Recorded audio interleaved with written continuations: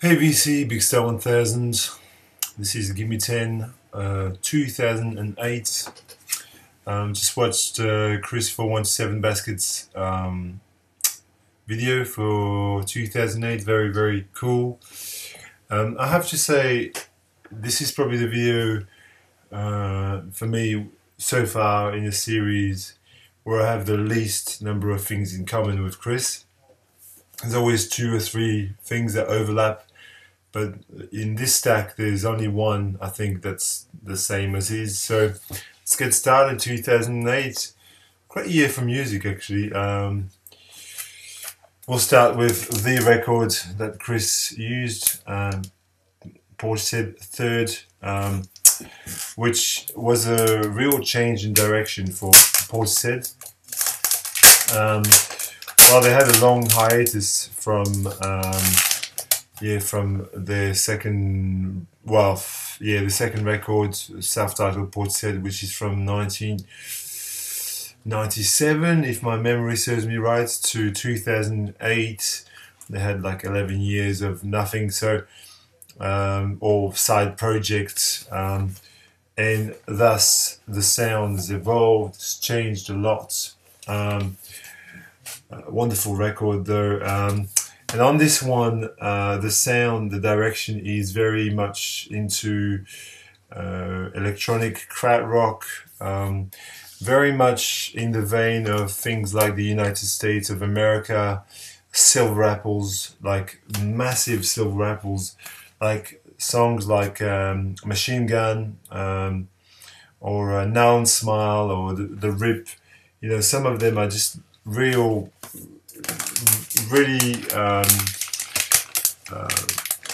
reminiscent of, I think Silver Apples comes to mind. And when I say krautrock, Silver Apples really are a krautrock band from America, but they are really,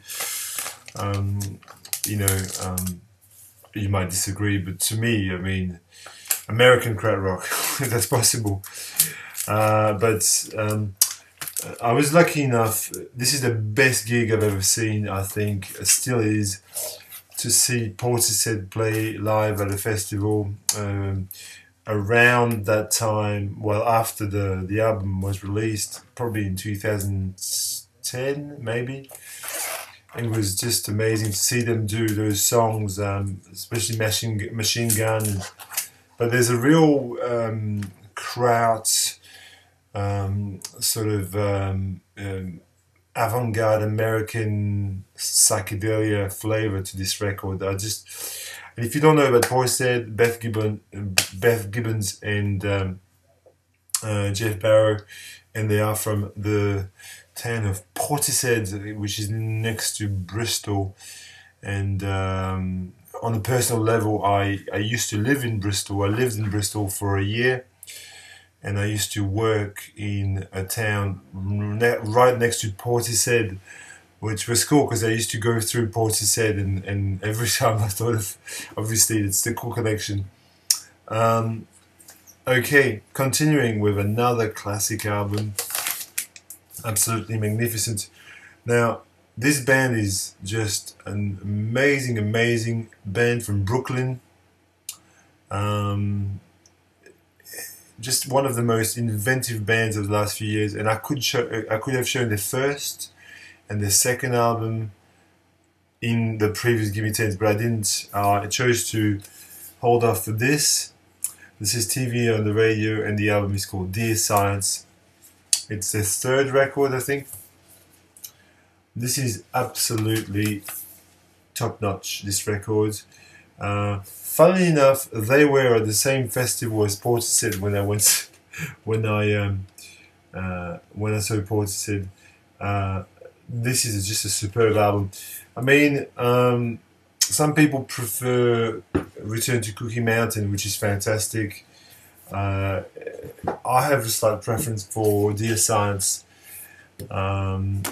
What I love about TV on the Radio is kind of mixed between indie rock and experimental music and soul. Well, the singer is an African American. His name escapes me right now. Keep Malone, and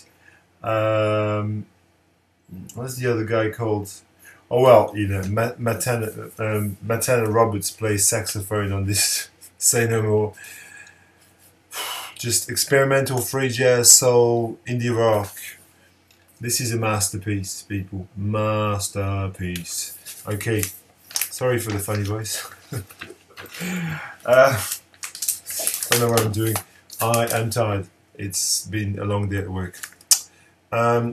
Continuing, he's a CD. He's an artist that I highly respect. A French artist, Alain Bashung. And I showed this recently in probably a Revolutions, because I've been playing this a bit recently. This is Bleu, Pétrole. This is the final record by Alain Bashung, who died of the complications from lung cancer in 2009. So this is from 2008. It's a wonderful record. It's just one of his most lyrically accomplished, accessible. Not my favorite Bashung record, but certainly in top 3. And Gérard Manset, and some people will know Gérard Manset, contributes songs from this. There's a French cover of Suzanne by Leonard Cohen. That's going to be a winner for me. I love Leonard Cohen and love Suzanne, so just a beautiful record. Bleu, Pétrole, Alain Bashung. Alain Bashung, yes.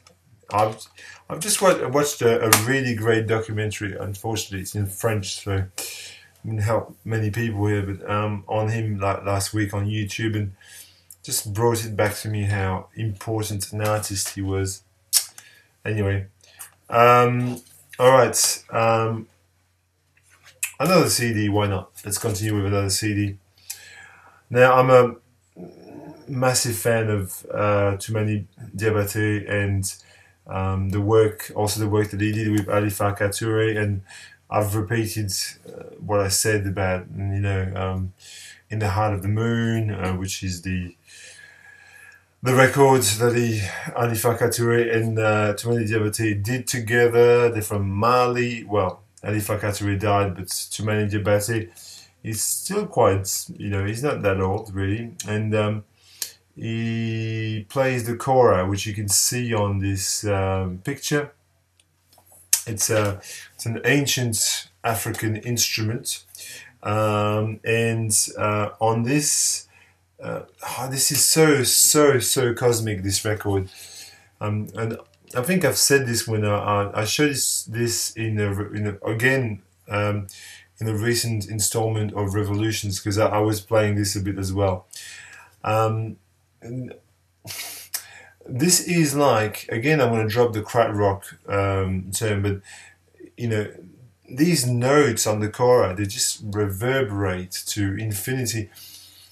It's it is like cosmic music, like imagine Cluster or Neu or Klaus Schulze, and take the electronics out, and you get Toumani Diabaté. I just highly recommend this for fans of music. Fans of music. If you like music, you'll like this. The album is called The Monday Variations, and Monday music is the style of music from Mali, which, there you go, that's the title of the record, The Monday Variation. I don't need to just go on YouTube. You're on it at the moment, right? Pause this and click on, just look up this guy and click on it.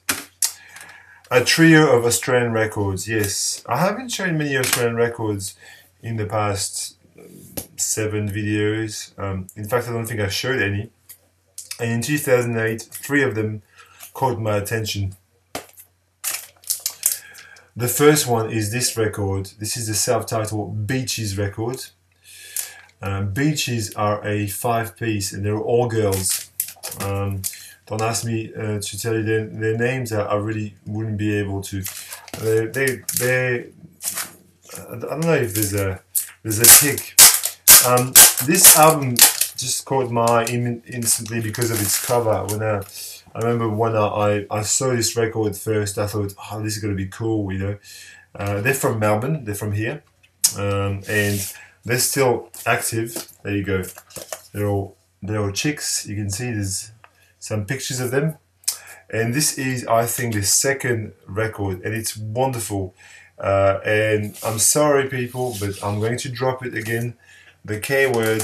This is really a crowd rock infused record. There's no question about it.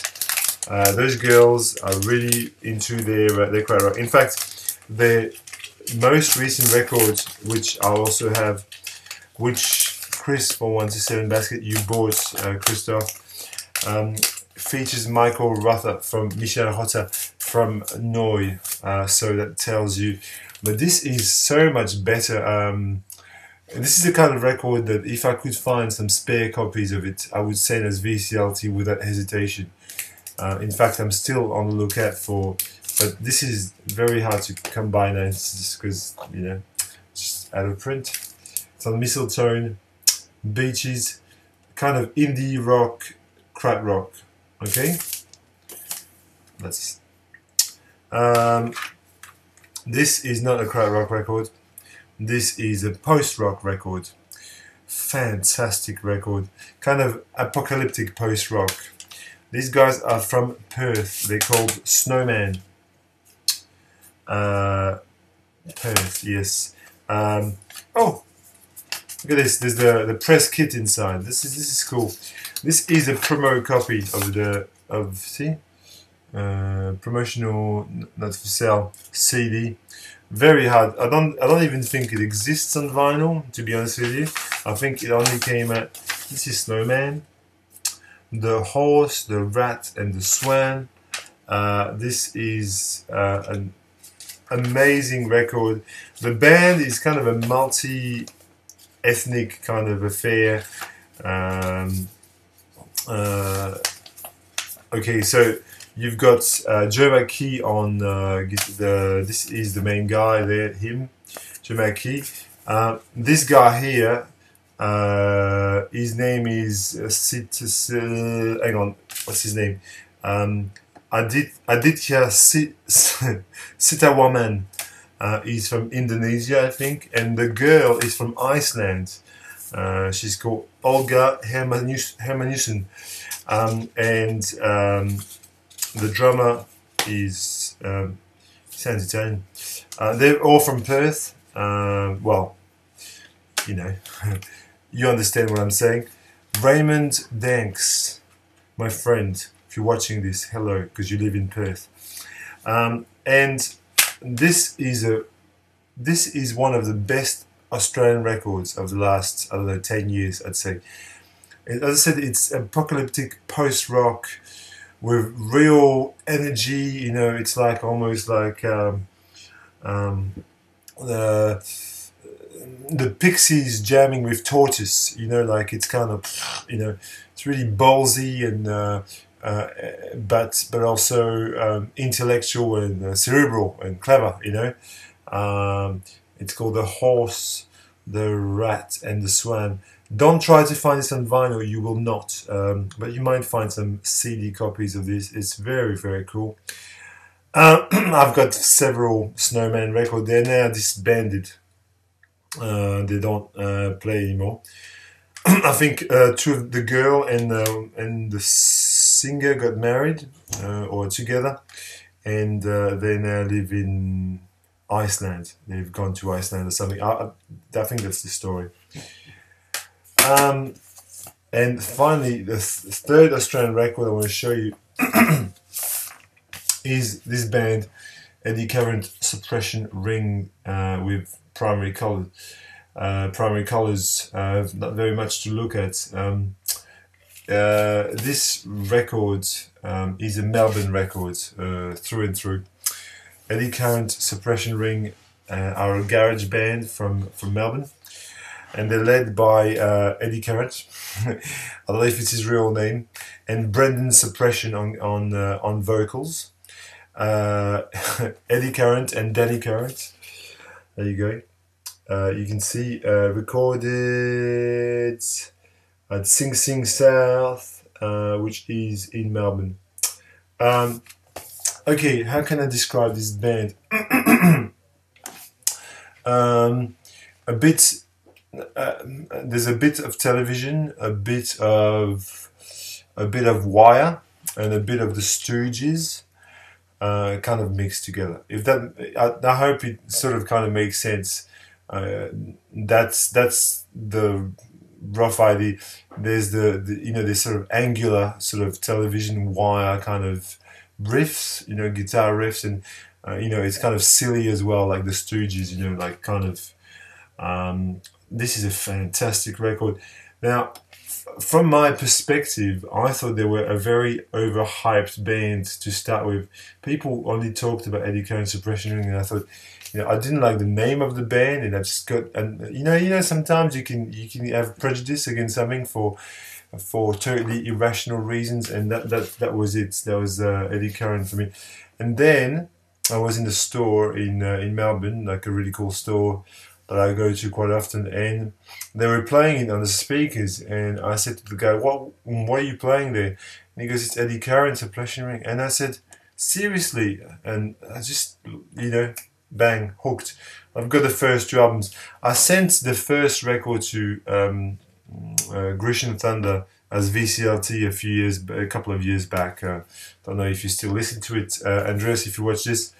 But this is a great record, really, really fantastic. And if you want a really good sample, try it. I mean, the opener, Memory Lane, is great, and Color Television is great too. All right, I'm gonna dribble into. I need to finish this off. Okay, almost there. And last, well, I've got a couple of folk records, a folkish record. I came across this in 2008 and immediately fell in love with the sound because it was so Dylan-esque. It was like, when I heard this record for the first time, I really thought, man, this guy is doing Dylan almost better than Dylan. And this guy is the tallest man on earth, and this is the debut album, Shallow Grave. This guy, whose name completely escapes me now, is from Gothenburg in Sweden. Or at least I think he is. He's Swedish, and this is as I said, I can't describe it better. It's like early Dylan, like really, really good early Dylan. Like think